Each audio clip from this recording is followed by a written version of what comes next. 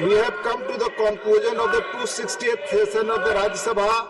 Despite the best efforts of the chair to facilitate meaningful and disruption-free discussion on the listed business, the session was regrettably marred by repeated disruptions, leading to frequent adjournments. This not only resulted in the loss of precious parliamentary time, but also deprived us the opportunity to deliberate upon several matters of public importance. Overall, the House functioned for only 41 hours and 15 minutes. The productivity of this session stood at a disappointing 38.88%, something that calls for serious introspection. Members had the opportunity to raise 285 questions, 285 zero-hour submissions and 285 special mentions.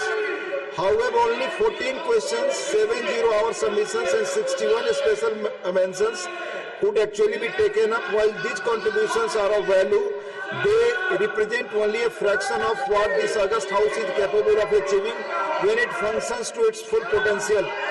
During the session, as many as 14 government bills were passed or returned. The House also held a special discussion on India's strong, successful and decisive Operation Sindoor undertaken in response to the terrorist attack in Pahalgam, a matter of great national importance.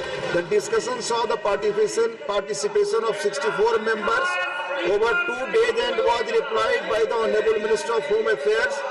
The House also benefited from a suo motu statement by the Honorable Minister of Commerce and Industry on India's US bilateral trade, which provided valuable insights into India's expanding economic engagement. In addition, the House was duly apprised of the vacancy in the office of the Honorable Vice President of India. We also bid farewell to 6 members from Tamil Nadu who completed their term on 24 July 2025. I hope the lessons of this session will guide us towards more constructive and purposeful deliberations in the future.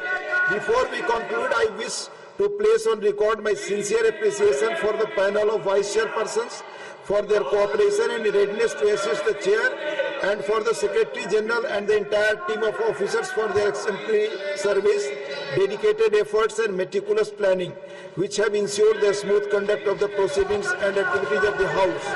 Finally, I extend my warm greetings and best wishes to all members on the forthcoming festivals, Ganesh Chaturthi, Milad-un-Nabi, Onam, Durga Puja, Dasahara, Diwali and others.